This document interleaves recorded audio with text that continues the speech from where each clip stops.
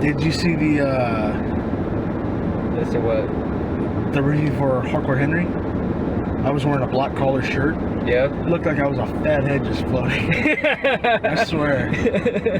Just a decapitated ghost, like, woo! Yeah. You look like that old. We had an assistant principal, Mr. Brown, and they took a picture of him and all the other assistant principals, but the problem is they shot it in dark lighting so that all you could see was his teeth. 'Cause he was like a Nigerian motherfucker. Damn. Yeah. And the best name they could have thought for him was Brown. That's his last name, yeah. Mr. Brown. What the fuck, I man? don't fucking know. What the fuck, U.S. What is it called? Relations? Relations? I'm gonna call it relations. What the fuck, Hillary? Are we recording? I'm so tired. Was this a piping hot, steamy movie that we just went to go see? It was a piping hot something. Oh my god. Okay, so we're back. And we just You miss us? Because we didn't miss you. Damn, why are you so ruthless? I love you. God. You have such a love-hate relationship with our audience, I do. our little audience that we have. Mm-hmm. But, all 11 of you. all 12. 12. We have 12 subscribers. How many of them Is that are not including us? you? No, I haven't subscribed to our channel. Oh, shit. Okay, so yeah. So did you subscribe to our channel? So it's 11, yeah. It's 11. Okay, so all 11 of you that are out there. We just got out of seeing Keanu, that Key and Peele movie with a cute, adorable kitty. Mm-hmm.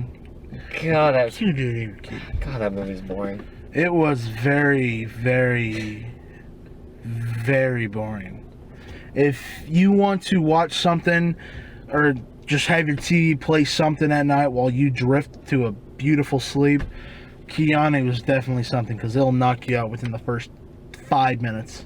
Yeah. Guaranteed. Basically, what this movie reminded me of was, like, the plot of John Wick mixed with 21 Jump Street. And you put that together and just make unfunny racial humor. And this is actually a cliche that I hate the most. You know, whenever, there's a joke in this movie where the name of one of the clubs they're supposed to go to is like Human Party Vixens. And so it's a shot of the sign that says HPV, right? And so, you know, we're all adults here, we get the joke. But then what is that? I think it's Key. He comes out and just says, oh yeah, Human Party Vixens, HPV. Yeah, that sounds great. I hate when people explain the joke. I don't know what it is in movies. They did it with, Seth MacFarlane does this a lot. They did it a little bit in Neighbors, and they're doing it here. I think they did a little bit in 22 Jump Street, but they did it better. But fuck, man. They have to explain smart jokes to dumb people. And so basically they're insulting the audience at this point. Are we the dumb motherfuckers that went to just go see Keanu? We are the dumb motherfuckers that paid money to go see Keanu, yes. So I'd say we are dumb. I work here. I didn't pay for shit. I'm surprised that this is 90 minutes. This isn't 90 minutes though. Yeah, is it? Yeah. 8:10. 8:10 and 9:40. That's 100. Not 100. That's an hour and a half. Fuck, really? This was only 90 minutes? Yeah. No way, I can't believe that. That movie was that.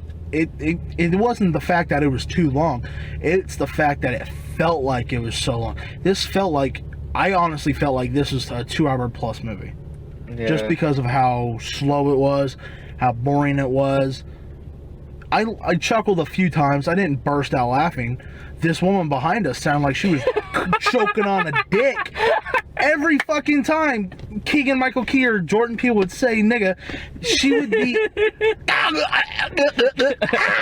would be choking on her fucking invisible dick. Oh, and anytime they made they didn't actually say the word, but anytime they made a race joke about what is it, Key talks like he's a white guy and so he's trying to be black. There's this one black lady in the back and all you hear is oh my god. She was funnier than the movie. Like usual, spoiler alert. If you don't want any spoilers at all, just go to this time code. It's going to be in the top left corner. Barnyard's going to try and bite at it. So Because this movie doesn't need spoilers. It's no, we could, but we're just covering our bases. Let's go with we're covering our bases. if you for some reason don't want this movie spoiled to you, go to this time code. that just moved from here to here. Ow. How do you even explain this? The movie starts out with like a drug shootout, and there are two hitmen going to this kingpin's like temple or whatever, or church that they're using for yeah. the And so distribute drugs. the drug kingpin of like it's like crack, it's cocaine. So It's something. whatever, it's a drug thing. So they go to this drug kingpin's church. He owns the cat, and the cat is the cutest little thing you've ever seen. The cat is bar none the best part of this entire movie. Yeah. As for the moment you see this cat, it's the cutest fucking thing in the planet. And so these two hitmen come in and they blow up the place. They basically just shoot up everybody, and everything's in slow motion. All the while, the cat is running away, and the cat's running in slow-mo too, which is really cute. Yeah. That was funny. You would see its paws like slip against the the tile, and it would. He just almost be got like, shot a "Oh." couple times. Dude, he had so many close calls. Really did. He's like 2 months old and he almost died. I know. He's like barely the size of your palm too. Like you could hold it. He's trying to climb up on Peele. He's trying to climb up on Peele at one point. They all, I can't distinguish them for some reason. Like The one with 3 names is the tall one. The one with 2 names is the short one. Okay. But yeah, the cat's trying to climb up on Peele's hand, and like he doesn't even have his claws yet, and so he's like trying to grasp on. Seriously, every scene with the cat here, that I can recommend. Like I can recommend full price if they just cut this down to every single scene the cat's in. And it'd be a whole 7-minute movie. It'd be a 7-minute movie, but for someone that gets privileges, it'd be a really cute short. And I could go watch another movie. Or they could just put it on YouTube for free. Like they do with all their fucking skits. They could do that. And I wouldn't have to leave my house. That would make more fucking views than the most viewed video on YouTube, I swear. Actually, this kind of feels like that. This feels like a bunch of Key and Peele sketches that are just strung together into a movie. I didn't feel that. I didn't feel like it was a lot of different sketches. I thought it was like one giant sketch that was just played out for an hour and a half. Like it was the where these two guys try to be gangsters, and that's just played through the entire fucking movie. This shootout happens in the church. These drug kingpin get a hold of the cat, but then another shootout happens and the cat escapes, and the cat shows up to Peele's doorstep. I won't even name character names here. It's just Key and Peele. Screw it. Key and Peele. Like it matters, really. Yeah. So Peele is a stoner, and his girlfriend just broke up with him, and then the cat shows up at his doorstep, and he falls in love with the cat. Yeah. His cousin, who's basically just a wife whipped bitch. No. Because No whipped. He's just a little bitch. Because the wife actually wants him to break out. He is just the most whitest black man. He's Tom from the Boondocks.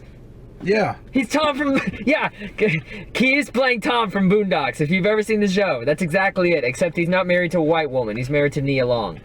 Yeah, she was good looking in that movie. Well, Nia Long is good looking in every movie. Like every single movie, even if it's a bad movie. I'm part like Keanu. We give Nia Long a full price for this movie. 6 out of 6. 6 out of 6 stars. Would hit again.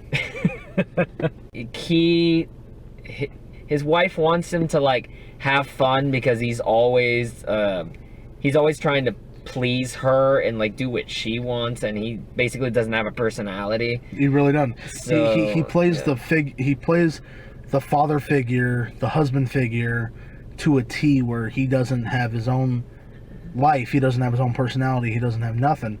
And so whenever his wife and his daughter are going on a retreat or something. I don't think it's a retreat. I think it's going camping or something. No, it's like they're just like hanging out at his place for the weekend. Or going like to a lake house or something. I don't know. They're doing something.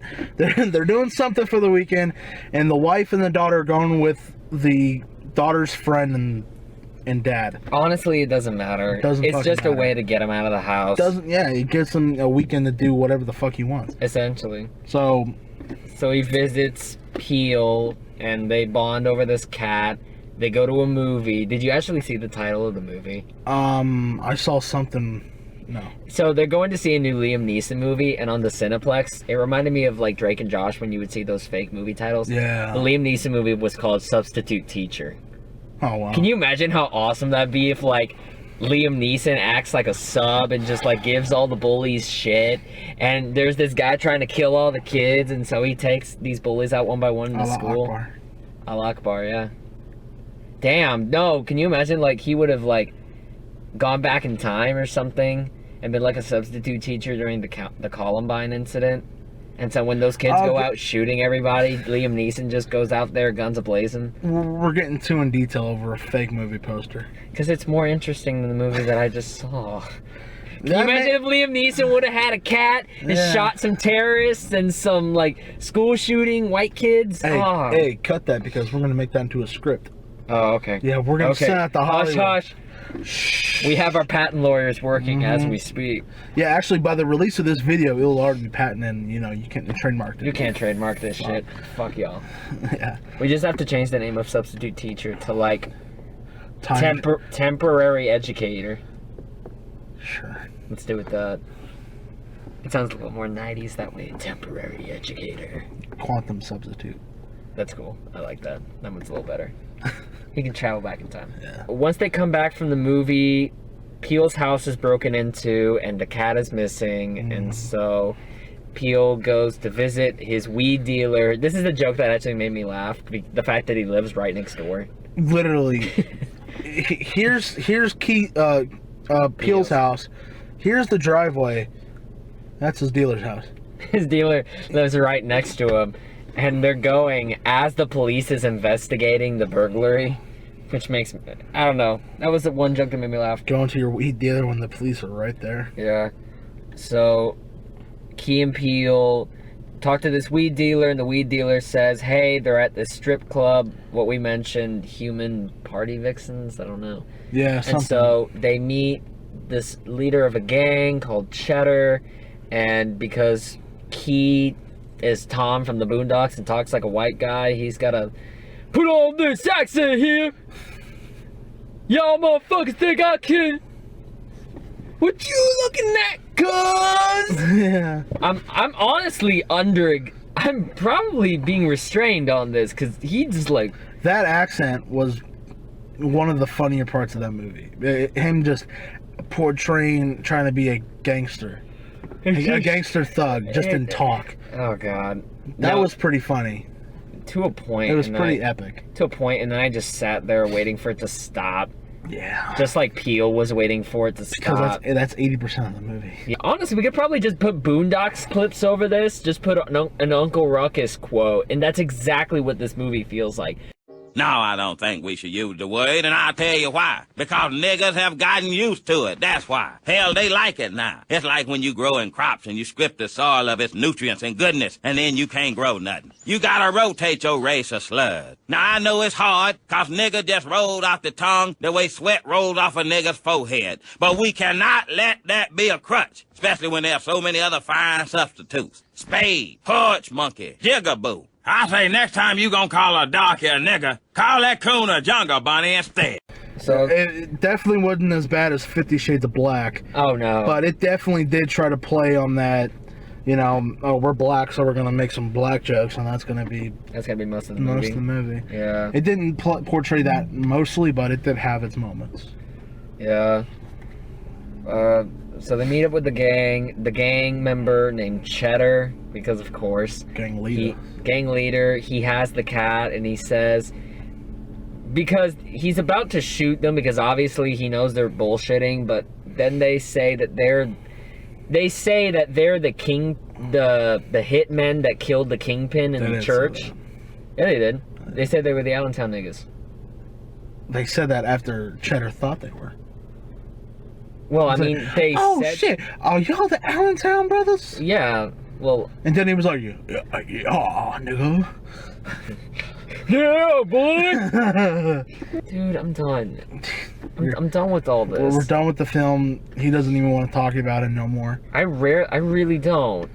Okay. Because after that, it's just bullshit. After Cheddar thinks that Key and Peele are the Allentown brothers, the hitmen from the beginning of the film, he goes like, I want y'all to make a run for me, and then selling these drugs, and then you can have your cat back. So they go out on the trip, and then Peele and this woman gangster, I forgot, High C, that was the name, and they go inside this house to sell this big thing of drugs, and then it's Anna Faris and two nobodies, and they're getting fucked up on coke and smoking the crack. And then, shit goes down. Then, it's all, yeah.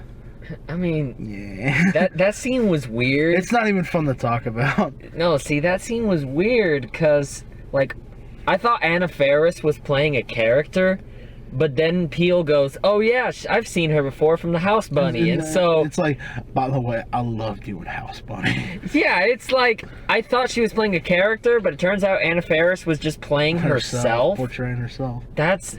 Somewhere, there's a weird universe where, like, Chris Pratt is in the house somewhere, probably just taking a shit. That's what I was like, where's Chris Pratt? I at first, as soon as I saw it was Anna Faris, I was like, is that dude Chris Pratt? And I was like, no, it's not. No.